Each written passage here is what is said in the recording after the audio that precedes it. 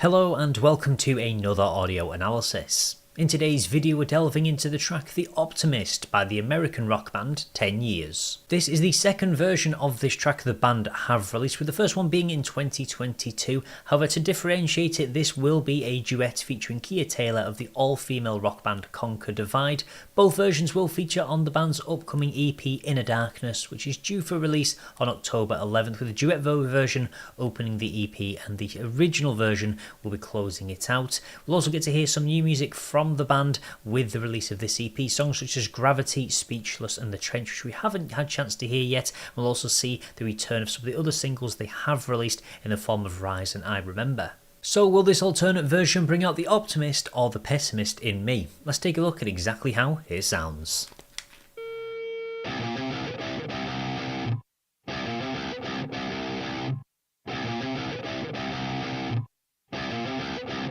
I lost my head in all the confusion. Have I become so numb to everything? Wanna stop the world and just kill the conversation. Try to walk the line to find some peace of mind. I'm searching for a silver lining, but I feel like a dying breed, running out of lives to believe. If life is a dream, wake me. When it comes to pointing the blame, everyone's got something to say. Screaming for change, but staying the same, expecting the cycle to break. I don't want your cure, I don't need your savior to give me a sign of life underneath. I just need to know how to heal the hollow, to keep the optimist alive in me. Okay, already one thing I really love they're doing with this duet is really bringing Kia in right from the get-go. Aside from that first verse, I like it when collaborations feel like it's kind of both input from both elements that are contributing to the track, rather than just giving them this solo verse to do all that feature. I like the fact this is a completely full collaboration, really bringing in a slightly twisted version of the vocals. We also do see a twist on Jesse's vocals as well in that first verse, really having this much more distorted sound effect, whereas on the original version certainly much cleaner. And I kind of do like that because it fits in with the idea of that first verse. I lost my head in all the confusion, have I become so numb to everything. It's almost like that fuzziness, that haziness, that distortion you feel in your own head as you're just being eaten away by this confusion, and just the way that you're beginning to kind of switch off from everything around you. Want to stop the world and just kill the conversation, try to walk the line to find some peace of mind. So it's kind of looking at the idea of just being overloaded with negativity, and the band really always do put so much emphasis on the messaging we do see. We certainly saw it on their previous album Violent Allies, songs such as Deja Vu about repeating this cycle, all the way back to their earlier music such as Wasteland, very powerful messaging, the song that they are best known for across their discography. So it's great to see more of that really being brought in. And as we move into that pre-chorus as well, I'm searching for a silver lining, but I feel like a dying breed. Really trying to fight on, have that optimist within yourself to try and fight against the negativity and keep that hope alive. So you can really see that coming through in that pre-chorus. Running out of lies to believe, if life is a dream, wake me. And I really love this lyric. The fact that you can lie to yourself to tell yourself that everything is okay. Sometimes you've got to kind of accept or admit that something isn't quite right, rather than just constantly lie to yourself and allow that well to build up. If life is a dream, wake me. I love this lyric because it's this idea of, if this world is supposed to be a dream, then just wake me up, because I don't want to kind of live in this anymore. And again, just really focus on the heavy amounts of negativity we do see in the world. The real focus, if you go online, you just see it blasted into your, effectively into your eyes consistently. It's much easier to focus on the negative than the positive. So sometimes you kind of got to disassociate from these things to allow yourself to just have that mental reset, to have that ability to remove yourself from it and just kind of keep that optimism alive. When it comes to pointing the blame, everyone's got something to say, and I like this because it's a real focus on, no matter when something goes wrong, it's always easy to blame somebody else. So there's very few people who accept and own their own mistakes. It's so much easier to try and force the blame onto somebody else, really targeting some of these typical things that we do see that are very relatable in this world, and everyone's got something to say. The reason I love that lyric is because we live in a world now where anyone can post anything online, on the internet. They can spread negativity so easily easily and just really have that opinion much easier and not always have something to back it up, and sometimes it can have very detrimental effects. Screaming for change but staying the same, expecting the cycle to break. So kind of touching on songs such as Deja Vu as well, just kind of expecting to do the same thing over and over. It's the definition of insanity, doing the same thing over and over and expecting different results but not getting it. So you're kind of screaming for this change, but ultimately you're just doing it in the same way over and over, and it's not kind of resulting in anything happening. You're not willing to change, you just kind of keep smashing your head against that wall. And I really like that, just that break on its own, that idea of the kind of the glass smashing, something like that coming in just at the end of that pre-chorus. I love some of these really early elements we have in this track, and I really love that incorporation of Kia throughout the whole first part of the track rather than just it being a simple feature. I'm falling from pride, tripping over the fault lines, knowing all this time that silence doesn't make a sound. When it comes to pointing the blame, everyone's got something to say, screaming for change but staying the same, expecting the cycle to break.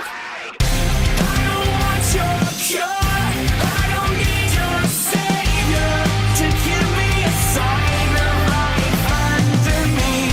I just need to know how to heal the hollow, to keep the optimist alive in me.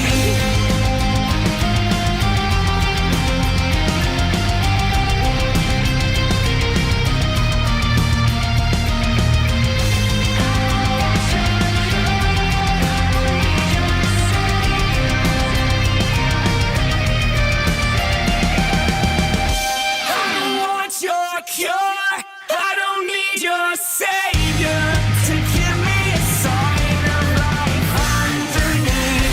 I just need to know how to heal the hollow, to keep the optimist alive in me. Is there a cure? Is there a savior? Is there a sign of life underneath? I need to know how to heal this hollow and keep the optimist alive in me.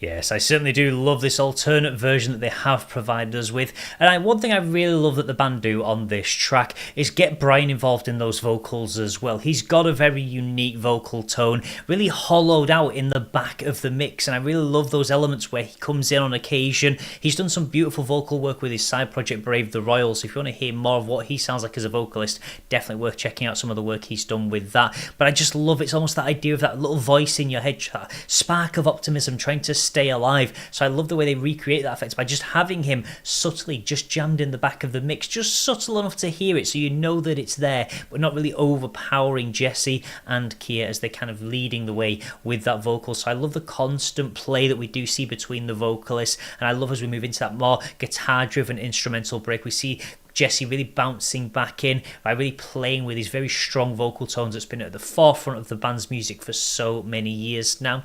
One other thing I really love they do is that switch up in the outro. We go from the idea of there being a cure, I don't want your cure, I don't need your saviour. So that optimism's still there in those early choruses. However, when we get to the outro, is there a cure? Is there a saviour? Is there a sign of life underneath? So you can really see with this track as it develops how we have this darkness, this negativity eating away at that optimism inside of somebody. I need to know how to heal this hollow and keep the optimist alive in me. That real final lyric just saying that you really need to do the things in your life that allow you to continue to have that happiness, that optimism, and allow it to really thrive and allow you to kind of be your best self rather than being broken down and beaten on by the negativity. And also that line in the chorus as well, I just need to know how to heal the hollow. The fact that you've got this dark hole inside of you, very easy to understand exactly what they're referencing with a very metaphoric language that's really coming in those lyrics. That idea with the EP of inner darkness, and we can even see on the design that we have got just at the end of the video here for the EP,